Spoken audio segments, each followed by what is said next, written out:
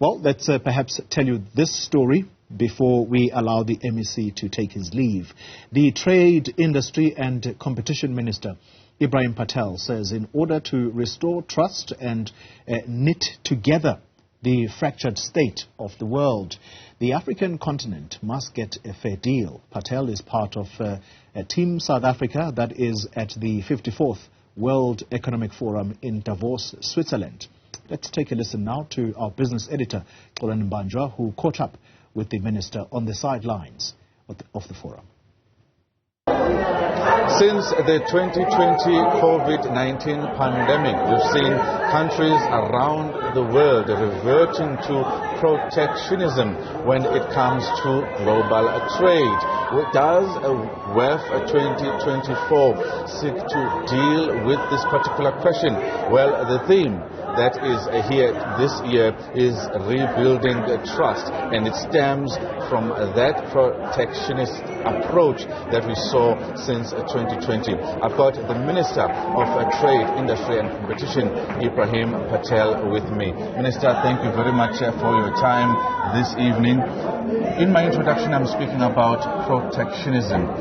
In the theme this year, we've got rebuilding trust. There is a lot of trust that the global community has to rebuild in order to get back to pre-COVID levels. Talk to us about how close is WEF 24 in dealing with the protectionism in terms of trade around the world. Well, Xolani, I'd start off by saying that you're right, that from the COVID period there's been a significant refocus on trade. It's a complex story.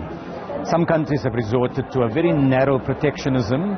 Others have put enormous sums of money into rebuilding their own sectors, very often against World Trade Organization rules. And so South Africa has been arguing for a rules-based system, for multilateralism.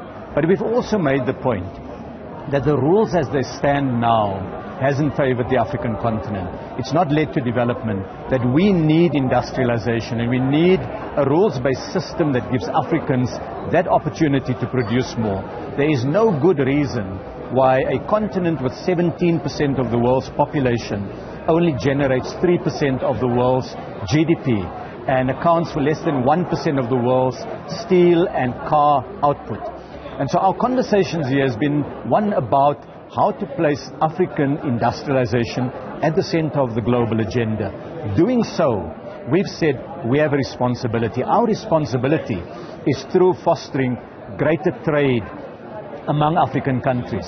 And for that we have the African Continental Free Trade Area. The Davos discussion has focused on the trust deficit. But remember, trade policy is not shaped at Davos. It's shaped by governments at the World Trade Organization. And there are a number of developing country voices that are not here. So we want to make sure that when we raise the issues in the World Trade Organization, that we lift out Africa's growth story. And so in our engagement with the business community, we have also said, off the back of our own African Continental Free Trade Area, come and invest on the African continent. Build your factories on our soil and find opportunity there, because this historical legacy of us selling rocks and raw material to the rest of the world has left Africa poor. Others have taken that rock, that minerals, and they've transformed it into consumer goods. We now have a growing capability to do that, and we have a demonstrated set of examples of excellence in advanced manufacturing. We as Africans can do more. Minister Patel, thank you very much for your time. You heard it from him, putting South Africa and the region, Africa's plight at the front and center of discussions in terms of making sure that we get our pound of flesh, we get fair value, we get fair trade when it comes to what we do with the rest of the world.